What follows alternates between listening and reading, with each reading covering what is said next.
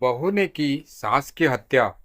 समाज में सास और बहू के संबंधों पर कई टीवी धारावाहिक बने हैं। सास बहू का रिश्ता हर परिवार में देखने को मिलते हैं। ज्यादातर सास के अपनी बहुओं से कोई न कोई शिकायत रहती ही है। बहू भले ही कितनी ही सुगढ़ और समझदार हो, भले ही वह सास को अपनी जन्मदात्री माँ के बराबर दर्जा देकर उनके इशारों पर दिन रात काम करती रहे, मगर सास नामक प्राणी को बहू से इसके बाद भी शिकायत ही रहती है।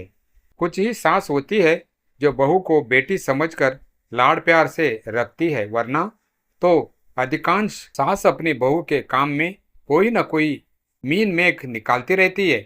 कहने का मतलब है कि ऐसी सास कभी भी अपनी आदत से बाज नहीं आती। लेकिन अब जमाना काफी बदल गया है। आज की बहुओं को सास द्वारा उनके काम में मीन मेख निकालना पसंद नहीं है। वह अपनी लाइफ में पति के अलावा किसी और का हस्तक्षेप पसंद नहीं करती। इतने पर भी सास यदि तानाशाही दिखाती रहे तो परिणाम भयानक सामने आते हैं। राजस्थान के जोधपुर जिले के थाना मथोड़ा के अंतर्गत एक गांव आता है, हरलाया रामदेव नगर। इसमें दमाराम मेघवाल अपने परिवार के साथ रहते हैं। उनके परिवार में पत्नी कमला देवी के अलावा 5 बेटे हैं। उसने अपनी 5 बेटों की शादियां करा दी थी। सभी बेटे अपने परिवार के साथ अलग अलग मकान बनवा कर रह रहे थे। दामाराम की बीवी कमला देवी भी कड़क स्वभाव की सास थी। वह अपनी बहुओं को दबाव में रखना चाहती थी। उसने ऐसा ही किया। बड़े और मझले बेटे की शादी हुई तो इन दोनों बहुओं को उसने अपने नियंत्रण में रखा। कमला देवी का स्वभाव शुरू से ही हावी रहने वाला था। वह चाहती थी कि घर में उसी की चले। बड़ी और मझली बहुएं तो उम्र और अनुभव में कुछ सयानी थी, इसीलिए उन्होंने अपने ढंग से सास की बातों को सह लिया और चुपचाप गृहस्थी चलाती रही। लेकिन जैसे ही उसके सबसे छोटे बेटे रतन की शादी हुई, एक नया अध्याय शुरू हो गया। रतन की पत्नी ममता पढ़ी लिखी और आत्मनिर्भर विचारों वाली थी। शादी के कुछ ही दिनों के बाद समझ में आ गया था कि उसकी सास घर में हर बहू को अपने इशारों पर नचाना चाहती है। वह हर छोटी बात में टोकती है, ताने मारती और सबके सामने अपमानित कर देती। ममता ने शुरू में कोशिश की कि वह सास की बात मानकर घर में शांति बनाए रखे, लेकिन कमला देवी ने उसकी सहनशीलता को उसकी कमजोरी समझ लिया। तनाव और टकराव बढ़ता गया। कमला देवी अक्सर रतन के सामने ममता की बुराई करती और कहती कि वह घर को संभाल नहीं पा रही। धीरे धीरे रतन भी मां के प्रभाव में आ गया और ममता को लेकर उसका व्यवहार बदलने लगा। ममता को अपमान, अपेक्षा और लगातार तानों से जूझना पड़ा। एक दिन जब कमला देवी ने सबके सामने ममता के मायके और उसकी मां को लेकर अपशब्द कहे तो ममता का संयम टूट गया। उसके चेहरे पर एक सन्नाटा और आंखों में घृणा का सैलाब था। और फिर एक रात, गांव की रातें शांत होती है, लेकिन उस रात हरलाया रामदेव नगर की एक गली में खलबली मच गई। सुबह जब पड़ोसी कमला देवी को दूध देने आए तो उन्होंने देखा कि उसका दरवाजा खुला था। भीतर जाने पर उन्होंने जो दृश्य देखा वह रोंगटे खड़े कर देने वाला था। कमला देवी खून से लथपथ जमीन पर पड़ी थी। उसके सिर पर किसी भारी वस्तु से वार किया गया था। रात को रतन काम से बाहर गया था। उसी समय ममता ने कमला देवी को गर्म दूध देने के बहाने बुलाया।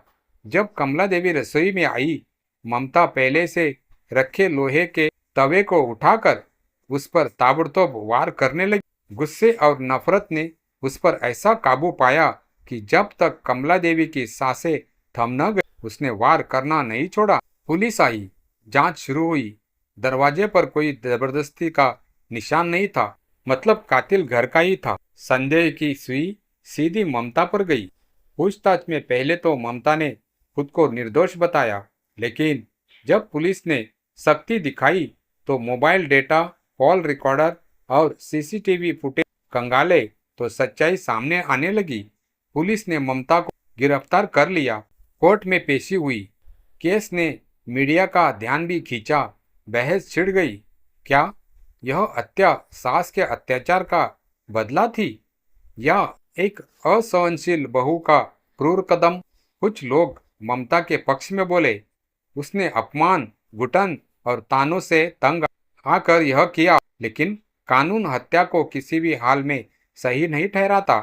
अंततः ममता को उम्र कैद की सजा हुई। यह एक ऐसा मामला था जिसमें दोनों और दोष थे, सास की क्रूरता और बहू की प्रतिशोध की आग। यह घटना एक सीख छोड़ गई कि पारिवारिक रिश्तों में जब संवाद की जगह टकराव ले लेता है और अहंकार बीच में आ जाता है तो परिणाम सिर्फ तबाही ही होती है।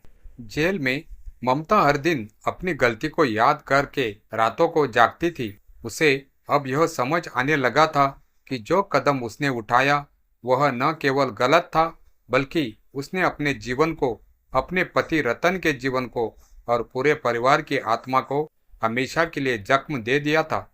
रतन शुरू में स्तब्ध था। वह अपनी मां की मृत्यु और पत्नी की गिरफ्तारी के बीच पीस कर रह गया था। एक तरफ मां का हो जाना, दूसरी तरफ पत्नी का खूनी बन जाना, दोनों ही उसे भीतर तक तोड़ गए। लेकिन समय धीरे धीरे आगे बढ़ता है। कुछ महीनों बाद जब ममता से जेल में मिलने गया तो उसकी आंखों में पश्चाताप साफ दिखाई दिया। ममता ने नम आंखों से कहा, मैंने तुमसे और खुद से बहुत बड़ा धोखा दिया रतन। मैं चाहती थी कि तुम मुझे समझो, मेरा साथ दो, पर माँ के प्रति तुम्हारी अंधभक्ति ने मुझे तोड़ दिया। रतन खामोश रहा, लेकिन उसकी आंखों में भी पछतावे की नमी थी। शायद वह भी समझ गया था कि अगर उसने समय रहते माँ और पत्नी के बीच संतुलन बनाया होता, संवाद कायम रखा होता, तो शायद ये दिन न आता। कमला देवी की मृत्यु के बाद गांव वाले डर गए और एक हलचल के साथ साथ चर्चा भी हुई। लोग दबी आवाज में कहते, बहू गलत थी, लेकिन सास भी क्या बहुत सही थी? कुछ समाजसेवियों ने इस मुद्दे को गंभीरता से लिया।